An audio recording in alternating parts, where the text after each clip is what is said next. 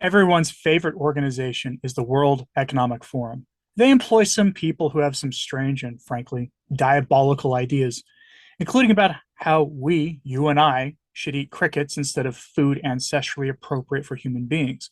And I'm sure you've seen their dystopian city that is the shape of a wall that stretches for a few hundred kilometers that you're expected to live in without any or little personal property. Now, one figure from that organization has told the world in an interview on the TED Talks YouTube channel that he thinks there are too many people on the planet who don't serve a function of any kind.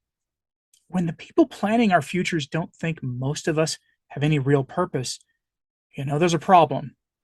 I've got a screen grab of the article version that some websites that tend to operate on the margins have posted about this, though, frankly, I recommend you just stick to the interview with the man himself, and a link to that is in the pinned comment in the comment section on YouTube. That way you can just avoid any misframing of this. I framed his statement a much nicer way than he did. One news site described it in this way. Brace yourselves for this. Quote, Yuval Noah Harari recently declared that the world does not, quote, need the vast majority, quote, of the current population due to the technological advances. Harari made the bold declaration in an interview with Chris Anderson, head of the popular TED Media Group, echoing past predictions of a quote-unquote useless class of quote-unquote unemployable humans. Harari suggested that in a departure from the 20th century, when the quote-unquote big heroes of political systems' prevailing narratives were always quote-unquote the common people, now in the 21st century, people, quote, are no longer part of the story of the future, end quote. Instead, according to Harari, they have been replaced by artificial intelligence, AI, and displaced by a high-tech economy, end quote. Woo lad. He goes on to say that most of the political instability we see in America and abroad is due to most people feeling useless and their places in the future being threatened by automation.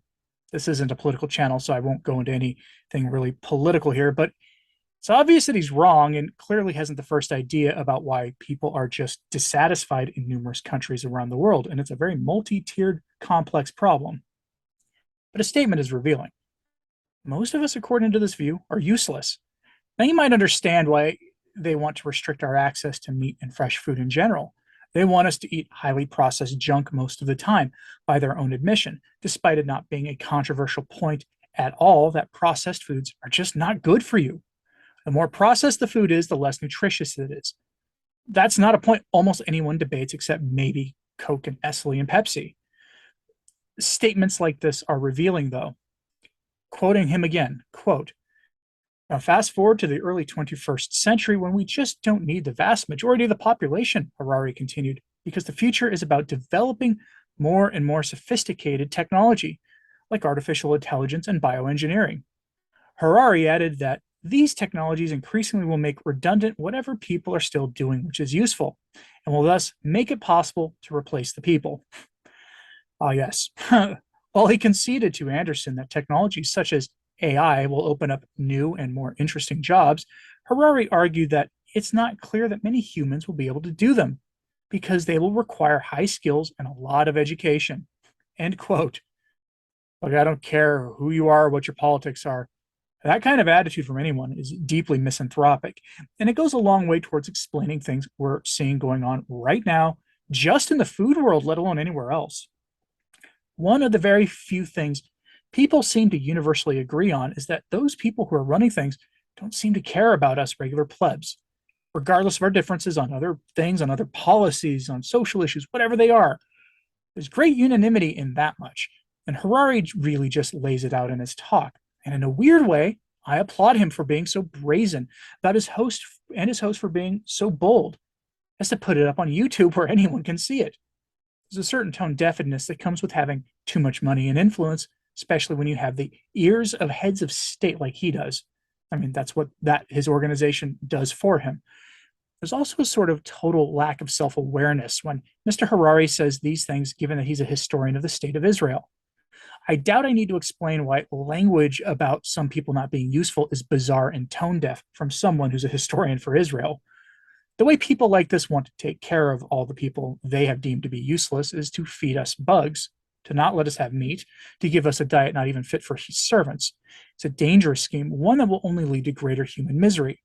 Bugs are not fit for human consumption on a large scale. Yes, I know plenty of people around the world eat insects, but those people, if given the opportunity, would eat lamb or beef without any hesitation. If you gave them the choice, they would choose the lamb or the beef. You know it, I know it, it's not even debatable. Insects are a food of last resort when food is so scarce that even vegetarian or vegan lifestyles aren't an option. And look, I know there are exceptions, shellfish and things, but come on. There are real negative health consequences to eating insects. Humans should not eat insects. They're not food we are designed to eat. I'll let this doctor here explain in this next clip.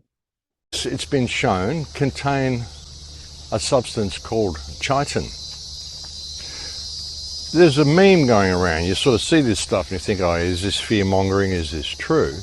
But I've looked into it and it's actually true, folks. There's a lot of evidence that insects contain chitins. Chitins are very, very bad for humans. Chitins cause all sorts of problems, asthma, respiratory problems, all the things we're seeing from the jab. It also causes this thing called glioblastoma.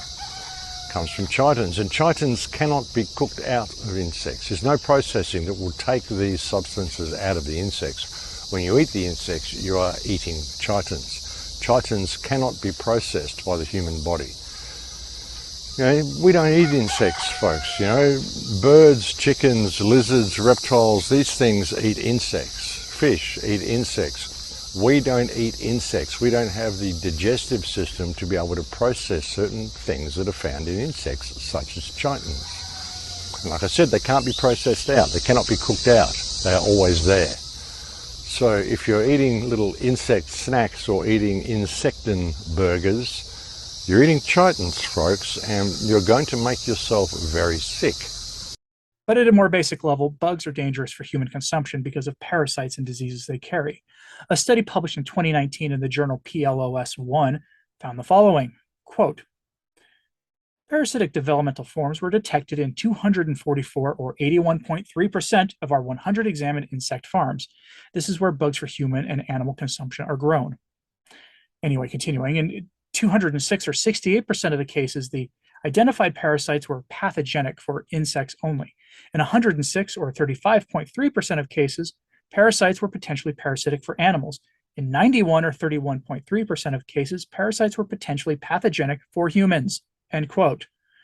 Some of the listed parasites are things like tapeworms or other known vectors of serious health problems inside small insects. And this is what they're pushing as the next generation of food. Look, I know there's now some pushback against those of us who object to this movement of theirs. They now claim that cooking can take care of the problem or high heat, but that's not really true, at least not in all cases. This goes beyond problems related to Creutzfeldt-Jakob or anything like that, or E. coli or things that people like to point to animals about, because on a real scale, that's not that big of a problem. What we're talking about here is 1/3 of samples contained known vectors for human misery. That's a little different. By the way, that study has been cited 33 times in various nutrition and scientific journals since it was published in 2019. And that's not a bad rate of citation, especially given all the things that have happened since then.